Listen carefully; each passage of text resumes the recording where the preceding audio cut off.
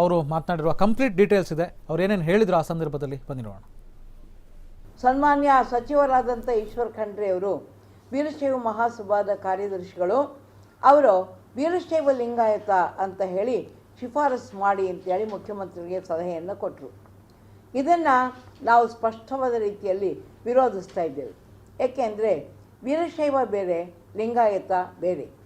ವೀರಶೈವ ಅನ್ನುವಂಥದ್ದು ಶೈವದಲ್ಲಿ ಬರುವಂತಹ ಒಂದು ಶಾಖೆ, ಒಂದು ಕಲ್ಟ್.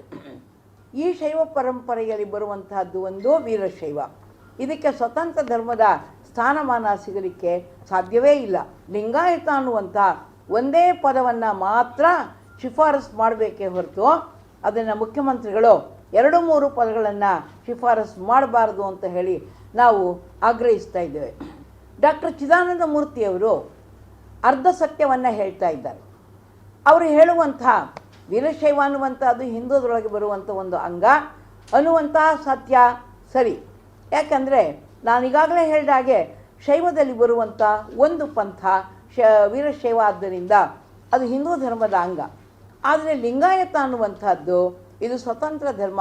ಅದಕ್ಕಾಗಿ ಲಿಂಗಾಯತ ಮತ್ತು ವೀರಶೈವ ಎರಡು ಶಬ್ದಗಳನ್ನು ಸಮಾನಾಂತರವಾಗಿ ಬಳಸಬಾರ್ದು ಅಂತ ಹೇಳಿ ಸಂಶೋಧನೆಯ ಹೆಸರಿನಲ್ಲಿ ಪೂರ್ವಾಗ್ರಹ ಪೀಡಿತವಾದಂಥ ದೃಷ್ಟಿಕೋನವನ್ನು ಇವರು ಸಮಾಜದಲ್ಲಿ ಬೆಳೆಸ್ತಾ ಇರುವಂಥ ಚಿದಾನಂದ ಮೂರ್ತಿಗಳ ಒಂದು ಅಭಿಪ್ರಾಯ ಖಂಡನಾರ್ಹ.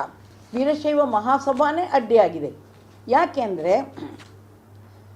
ನೋಡಿ, ಚಾಮರಾಜನಗರ ಜಿಲ್ಲೆ, ಕೊಡಗು ಜಿಲ್ಲೆಯಿಂದ ಹಿಡಿದು ಬೀದರ್ ತನಕ ಎಲ್ಲೇ ಹೋದರೂ ಸಹಿತ ಎಲ್ಲರೂ ತಮ್ಮ ಸರ್ಟಿಫಿಕೇಟ್ಗಳಲ್ಲಿ, ಸ್ಕೂಲ್ ಸರ್ಟಿಫಿಕೇಟ್ಗಳಲ್ಲಿ ಲಿಂಗಾಯತ ಅಂತಲೇ ಬರೆಸ್ತಾ ಹೋಗಿದ್ದಾರೆ.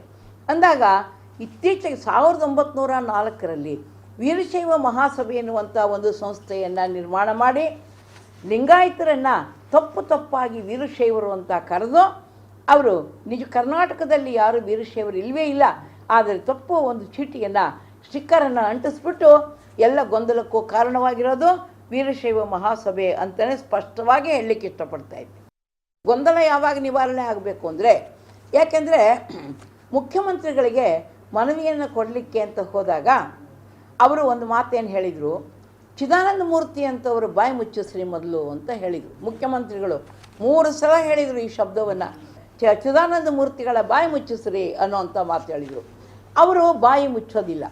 ವೀರಶೈವ ಮಹಾಸಭೆಯವರು ಕೂಡ ಬಾಯಿ ಮುಚ್ಚೋದಿಲ್ಲ. ಯಾಕೆಂದರೆ ಅವರು ನಿಜವಾಗಿಯೂ ನಿದ್ದೆ ಬಂದು ಮಲಗಿಲ್ಲ, ಅವರು ನಿದ್ದೆ ಮಾಡುವ ಸೋಗು ಮಾಡ್ತಾ ಇದ್ದಾರೆ. ಅವರಿಗೆ ಸತ್ಯ ಏನು ಅಂತ ಗೊತ್ತಿದ್ದೂ ಕೂಡ ಸುಳ್ಳನ್ನು ಪ್ರಚಾರ ಮಾಡ್ತಾ ಇದ್ದಾರೆ. ಆದ್ದರಿಂದ ನಾವು ವೀರಶೈವ ಮಹಾಸಭೆಯನ್ನು ಅದರ ಒಂದು ಬಾಡಿಗೆ ಬಿಟ್ಟು ಈಗ ಜನಜಾಗೃತಿಯ ಚಳುವಳಿಯನ್ನು ಮಾಡಬೇಕಾಗಿದೆ.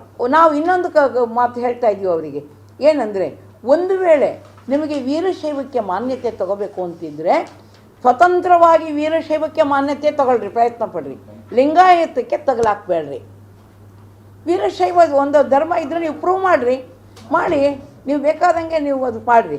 ಆದರೆ ಇದಕ್ಕೆ ಮಾತ್ರ ಲಿಂಗಾಯತ ಧರ್ಮಕ್ಕೆ ಅದನ್ನು ಯಾವುದೇ ರೀತಿಯಲ್ಲಿ ತಗಲಾಕಬೇಡ್ರಿ ಅಂತ. ಇಷ್ಟು ದಿವಸಗಳ ಕಾಲ ಖಂಡ್ರೆ ಪರಿವಾರದವರು ಇದಕ್ಕೆ ಪ್ರಮುಖ ಪಾತ್ರಧಾರಿಗಳಾಗಿದ್ದರು. ಇದೀಗ ಶಾಮನೂರು ಶಿವಶಂಕರಪ್ಪನವರು ಕೂಡ ಅವ್ರ ಜೊತೆಗೆ ಸೇರಿಕೊಂಡಿದ್ದಾರೆ. ಅವರೇ ಪ್ರಮುಖ ಪಾತ್ರಧಾರಿಗಳಿದರಲ್ಲಿ. ವೀರಶೈವ ಮಹಾಸಭಾದ ಪ್ರಧಾನ ಕಾರ್ಯದರ್ಶಿ ಈಶ್ವರ್ ಖಂಡ್ರೆ ಅವರು, ಅಧ್ಯಕ್ಷರು ಶಾಮನೂರು ಶಿವಶಂಕರಪ್ಪ. ಈ ದಾಕ್ಷಿಣ್ಯಕ್ಕೋಸ್ಕರ ಒಂದು ತಪ್ಪು ಪದವನ್ನು ಇಟ್ಟುಕೊಂಡು ಹೋರಾಟ ಮಾಡ್ತಾ ಇದ್ದಾರೆ ಅವರು.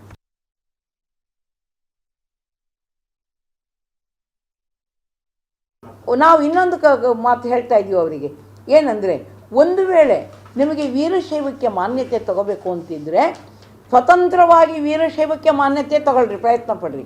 ಲಿಂಗಾಯತಕ್ಕೆ ತಗಲಾಕಬೇಡ್ರಿ. ವೀರಶೈವ ಒಂದು ಧರ್ಮ ಇದ್ದರೆ ನೀವು ಪ್ರೂವ್ ಮಾಡಿ